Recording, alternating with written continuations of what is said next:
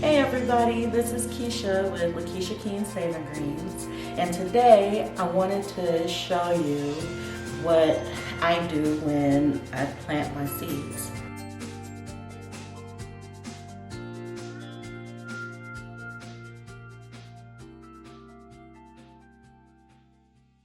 I'm not an expert.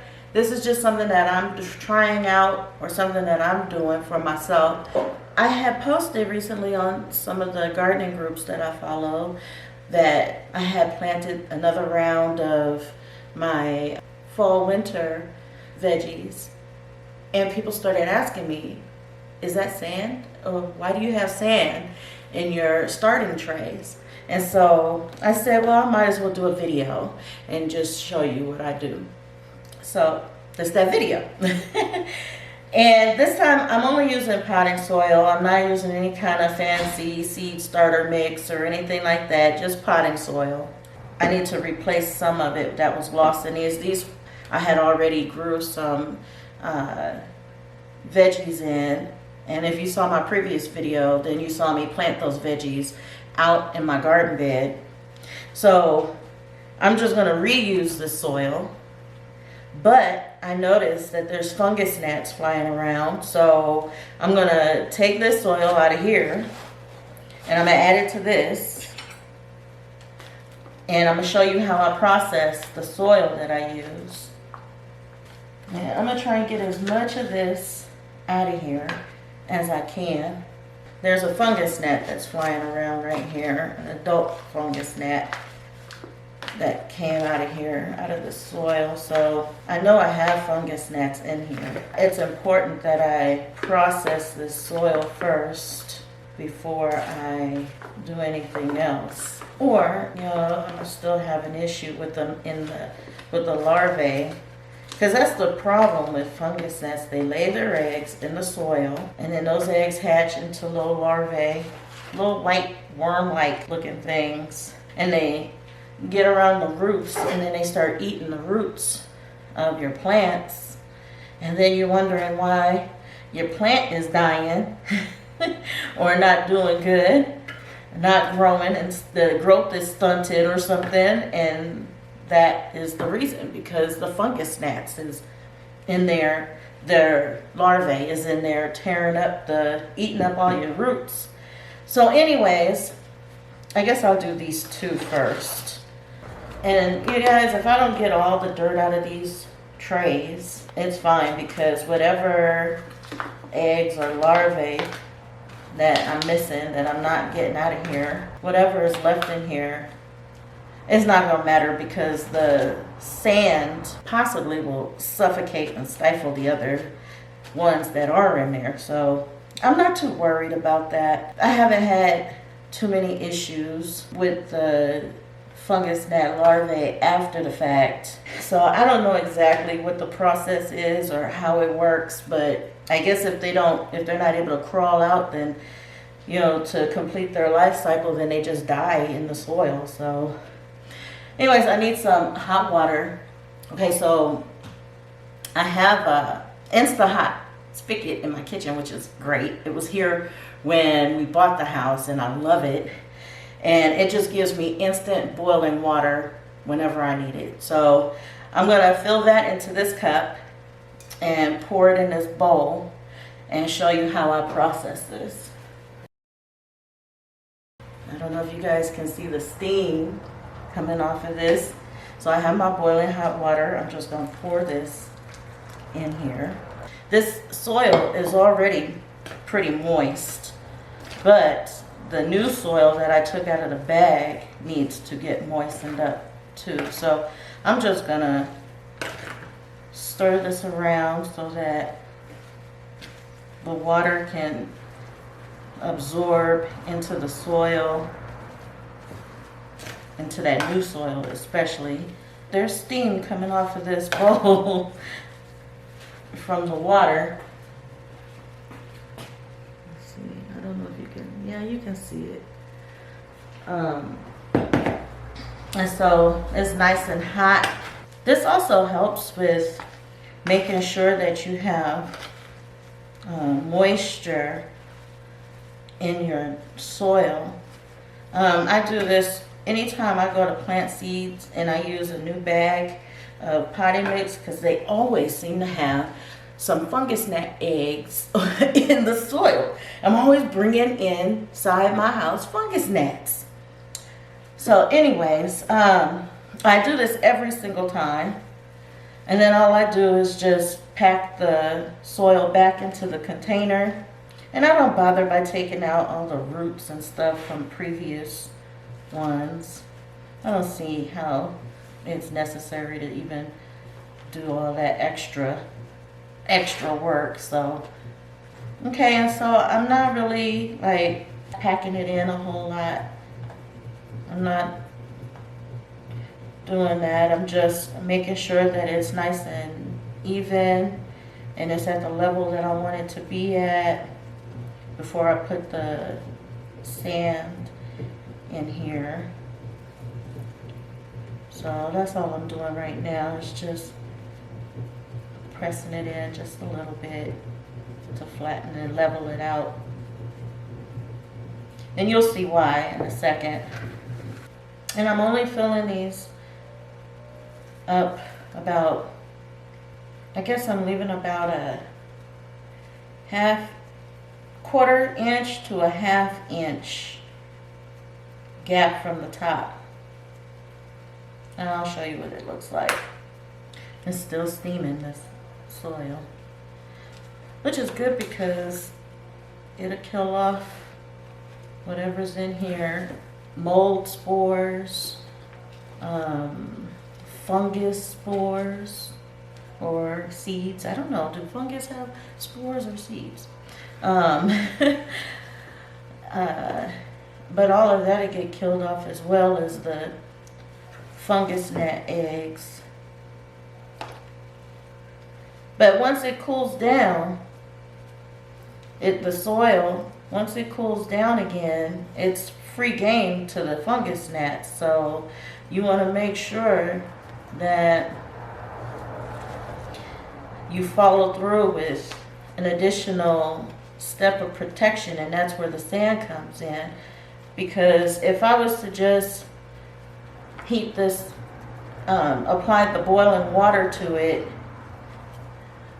and then plant in it, once that soil cools down, the fungus gnats can just go in there and do what they need to do anyway. So it makes no sense to just only go that one step without following through to ensure that your soil is protected and your plants are not going to be attacked by these little devils. That's what they are.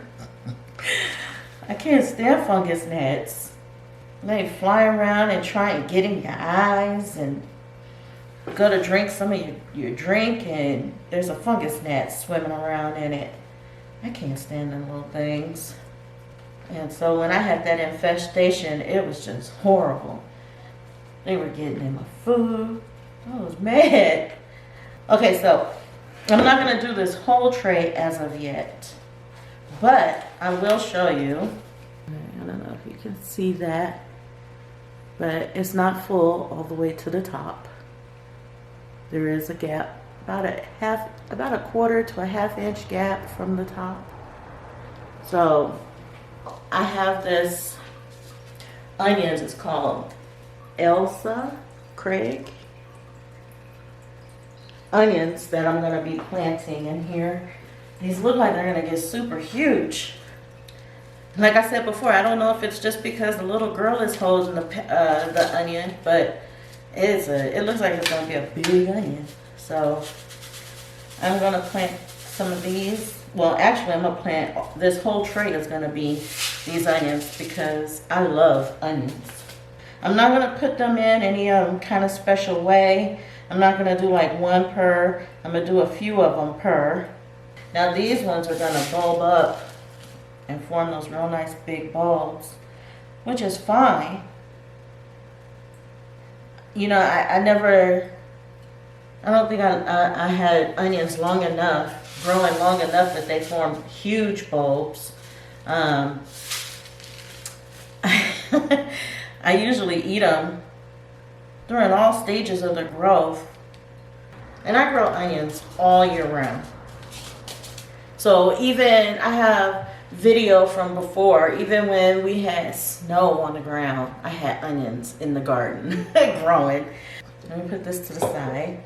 So I have the sand right here. All I'm gonna do, as you notice, I didn't push in the seeds. I didn't cover them over with any dirt or anything. I just leave them on the surface of the soil. And then I cover them with the sand. And the sand is gonna be the top soil for this. So it's not even necessary for me to bury the seeds. They will still germinate and grow well.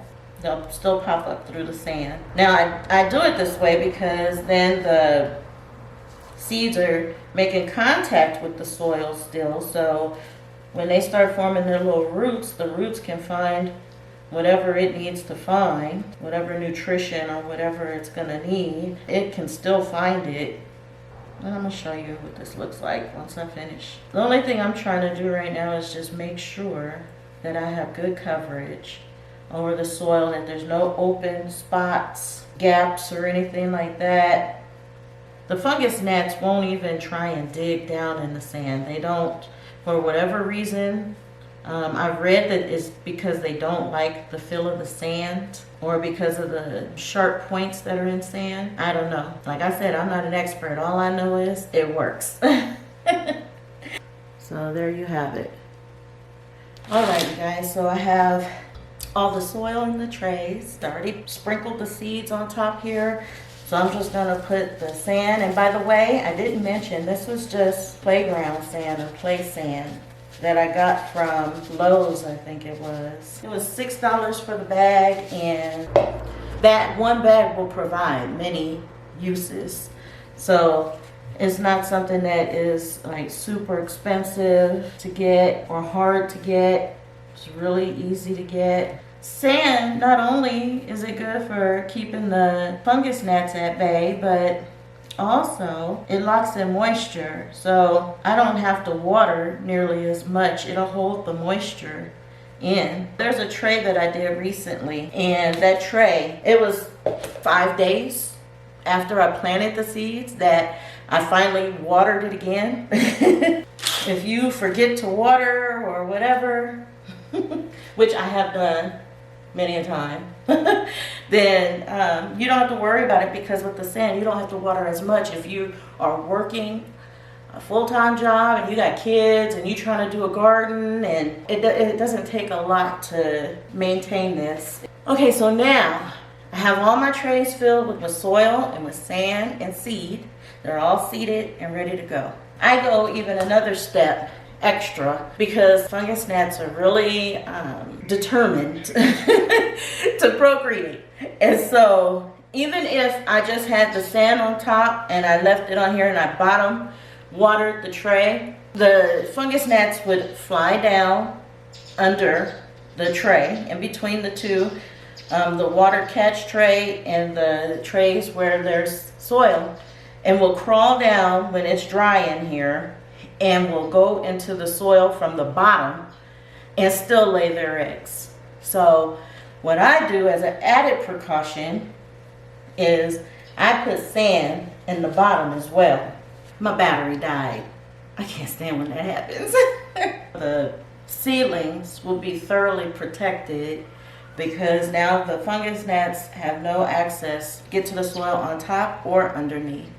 So the chances of your seedlings being happy and healthy in here is greater. I have this cup here. It's a solo cup.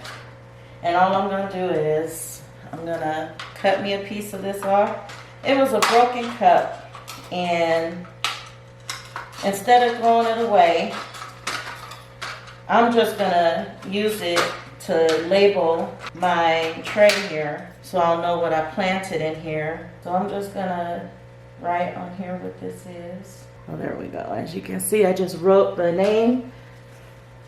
And I'm just going to put this on here, and I know all of these are the same. If you don't have tags, or you don't have money and you have all these cups, or you go to parties, or family gatherings, or I know it's difficult with COVID, but ask them to save their cups, if you can have their cups. Or if you throw some kind of shindig, then save the cups. Okay, so these are the onions that I've started with a layer of sand on top. And it's been a couple of weeks, and this is what they look like now. They all sprouted up. I still have some coming up. You can see that one that's starting right there. But overall, it does really good. Here's some other, these are tomatoes that I had started about a week ago. And they're also coming up. And so you can sprout seeds through the sand. So just a basic rundown of some of the benefits of using sand. First of all, you don't see any fungus gnats flying around.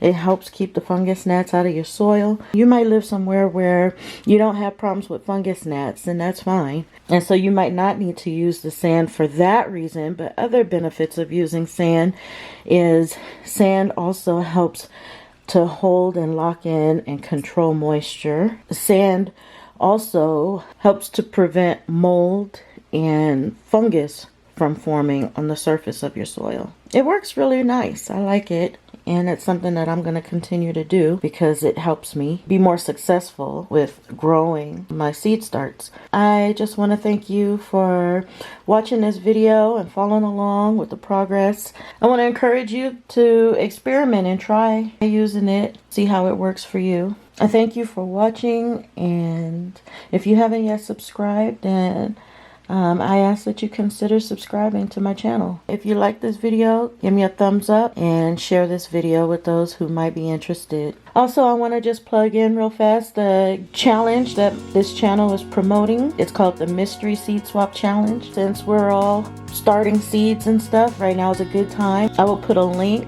in the description to the video that talks about and details what this challenge is about. But now would be a good time to swap seeds with other YouTubers so that you can get your seeds started for your Mystery Seed Swap Challenge. So anyways, you guys, thank you so much for watching. And as always, God bless.